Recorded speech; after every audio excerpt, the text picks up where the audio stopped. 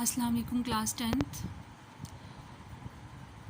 Unit number 6 basic statistics exercise 6.2 today we discuss question number 10 11 12 13 and in question number 10 the question is are students the following marks at a certain examination English 73, Urdu 82, Mathematics 80, History 67 and Science 62।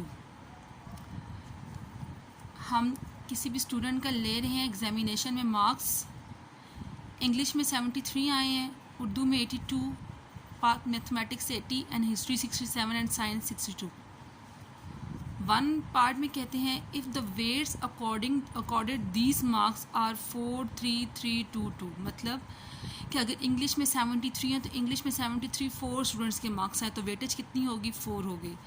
82 की weightage कितनी होगी 3, 80 की weightage कितनी होगी 3, मतलब 80 marks कितने students से आए हैं मैथमेटिक्स में 3, हिस्ट्री के 67 है तो 2 स्टूडेंट्स के 67 मार्क्स आए हैं एंड साइंस में 62 है तो साइंस में 2 स्टूडेंट्स के 62 मार्क्स आए हैं। और रिस्पेक्टिवली का मतलब होता है फर्स्ट एंड सेकंड की वेटेज, थर्ड की वेटेज एंड 67 की वेटेज, 2 की वेटेज और 62 की 2 weightage.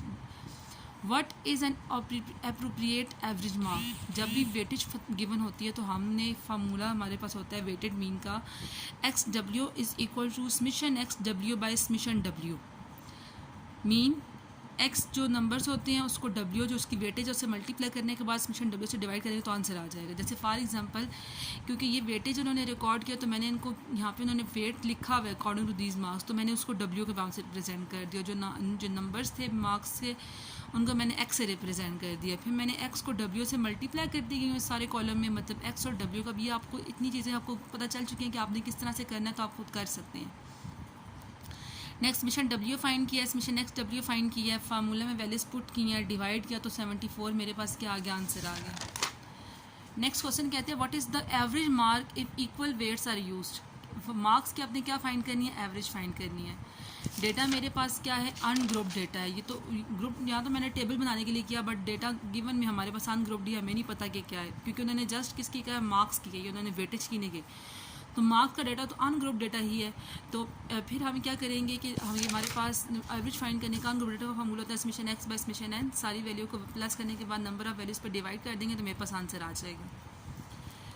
And the question number 11 is on a vacation trip a family bought 21.3 liter of petrol at 39.90 rupees per liter, 80.7 litre of 42.90 rupees पर litre, मतलब 21 litre अगर 21.3 litre अगर उन्होंने पेट्रोल लिया तो उनके पैसे कितने दिए 39.0। 18.7 अगर उन्होंने पेट्रोल लिया तो उसके उन्होंने पैसे कितने दिए 42.90।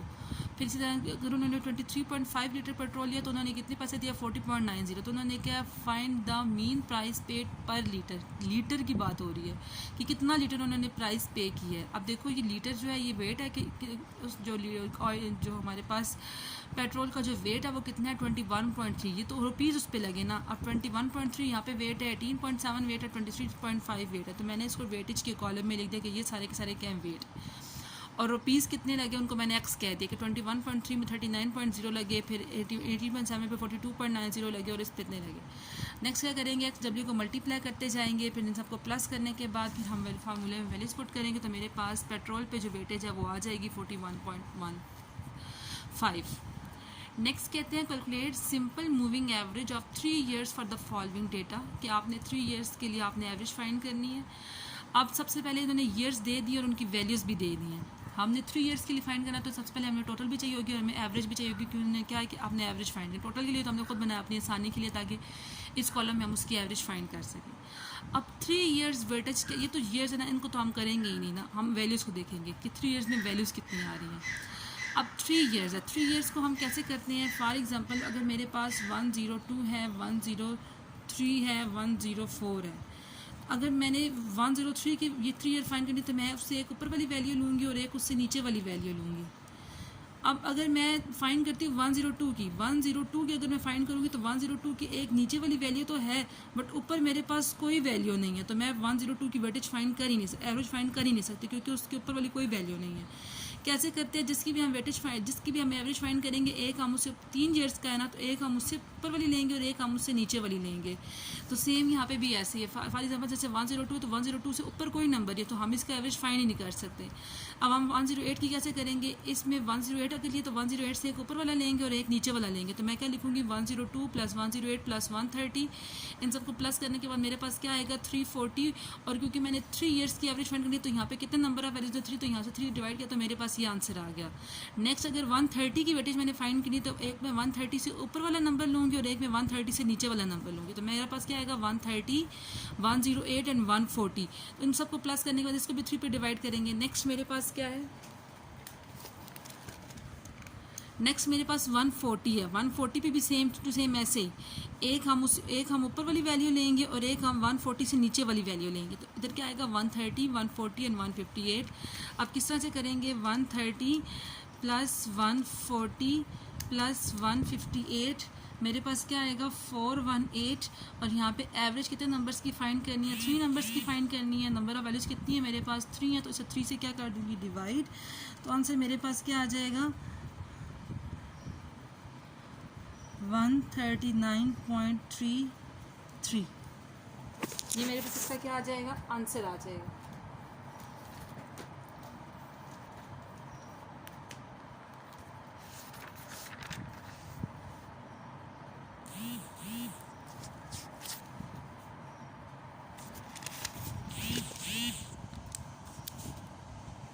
(130 + 140 + 158) 428 आता है। और 428 को 3 से डिवाइड करेंगे तो मेरे पास क्या आ जाएगा,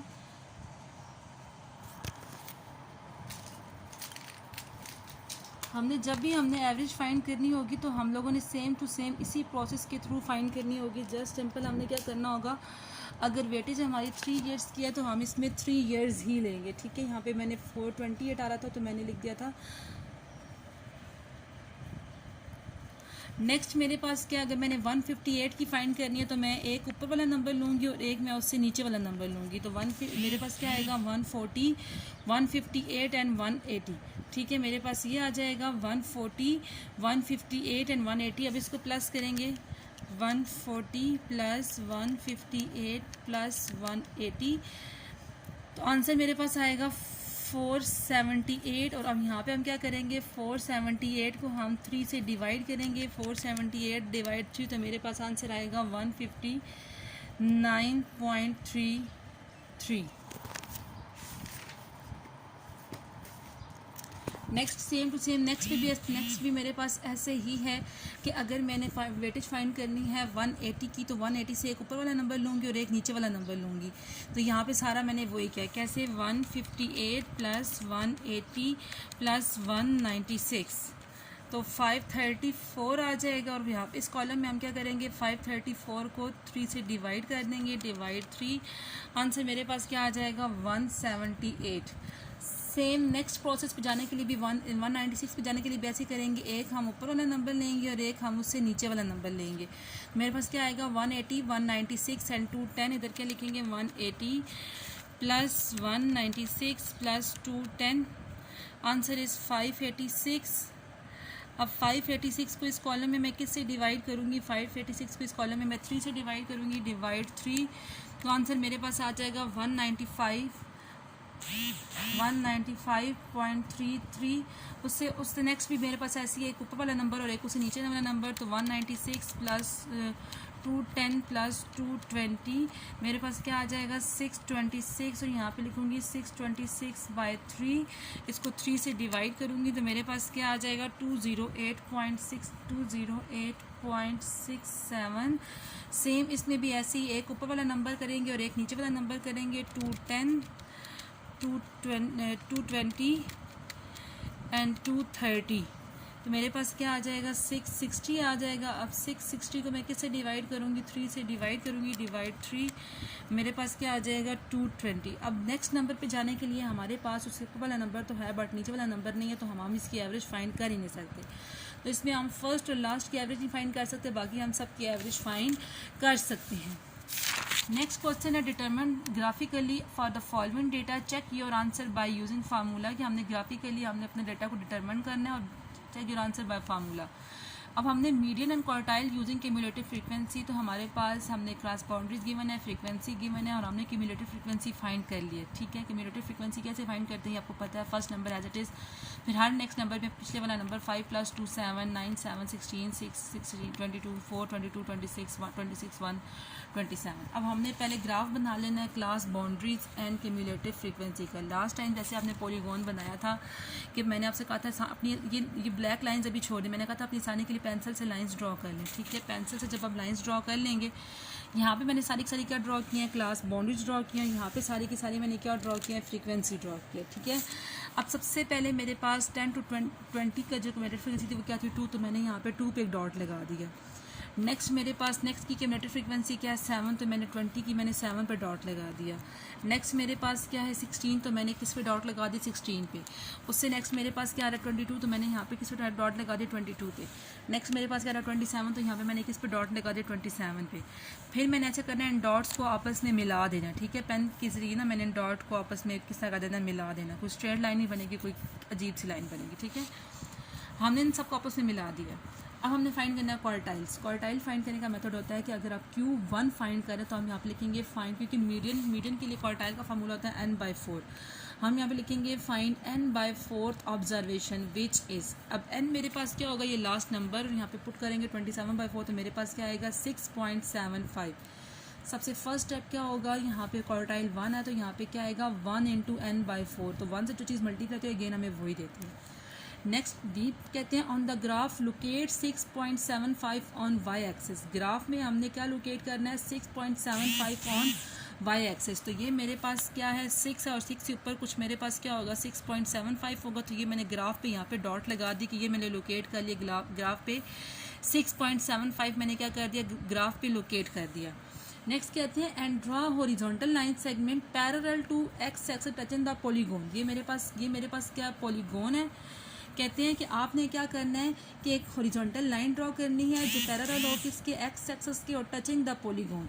फॉर एग्जांपल ये मेरे पास क्या है लोकेट किया हमने 6.7, यहाँ से हमने एक लाइन ड्रॉ की है। ये लाइन इस लाइन की क्या हो गया एक्सिस की पैरेलल होगी और टच किसको कर रही है पॉलीगॉन को कर रही है। तो यहाँ तक मेरे पास क्या हो गया इसका सेकंड स्टेप। थर्ड स्टेप में हमें कहते हैं draw a vertical line segment from this point touching x axis. कि हमने क्या करना है इस पॉइंट से एक वर्टिकल लाइन ड्रॉ करनी है जो किसको टच करे एक्स एक्सिस को टच करे। ठीक है, यहाँ पे हमने वो लाइन ड्रॉ की है। नेक्स्ट मेरे पास कहते हैं read the value of first quartile at the point where the line segment meet X axis. तो आपने क्या करना है कि आपने वो पॉइंट कैलकुलेट करना है जब हमारे पास जो लाइन है वो एक्स एक्सिस को क्या कर रही है टच कर रही है। तो मैंने फॉर एग्जांपल क्योंकि मैंने तो ग्राफ पेपर पे नहीं बनाया, नेक्स्ट अपनी एजम्पशन लेके बनाया, तो आप कुछ भी कह सकते हो। फॉर एग्जांपल मैंने कहा 20 से पीछे 19 होगा तो मैंने 19 नंबर से यहाँ पे क्या कर दिया कि मेरे पास ये इसकी वैल्यू आ गई है।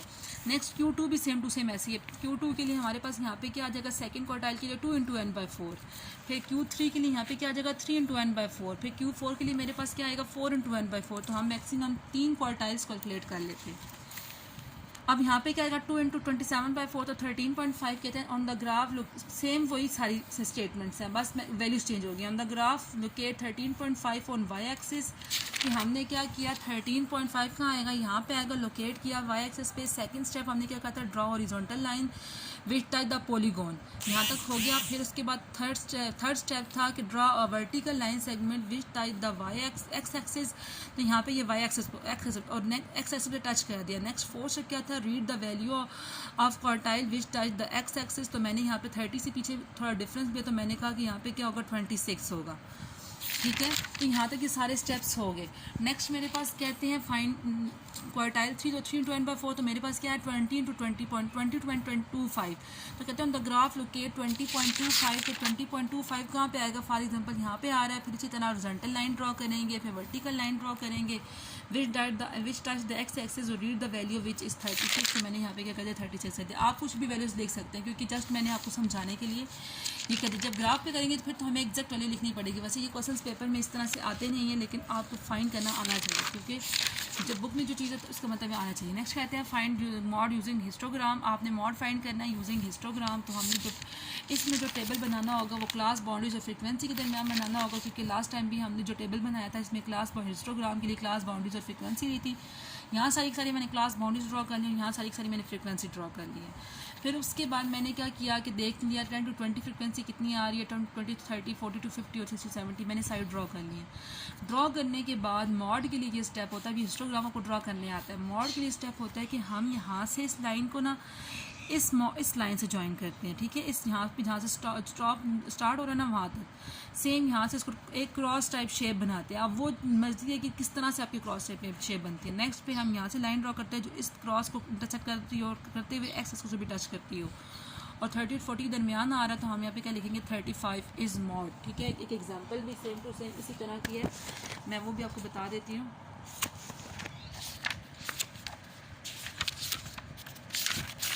जैसे ये मेरे पास है, मैंने क्लास बाउंड्रीज के दरमियान और फ्रीक्वेंसी के दरमियान ग्राफ बनाया। ग्राफ बनाने के बाद देखो यहाँ से एक लाइन ड्रॉ की है जो इसको टच करे, यहाँ से लाइन ड्रॉ इसको टच करे, और टच करने के बाद हमने क्या कर दी एक लाइन यहाँ से क्रॉस की, तो ये मेरे पास इसके दरमियान कोई वैल्यू आ रही है, तो मैंने ये कह दी कि मेरे पास जो मॉड है वो ये है। अब आपकी एक्सरसाइज 6.2 भी कंप्लीट होगी। अब आपको इसमें जो भी कोई इशू आप मुझसे डिस्कस कर सकते हैं। और ये अल्लाह हाफिज़।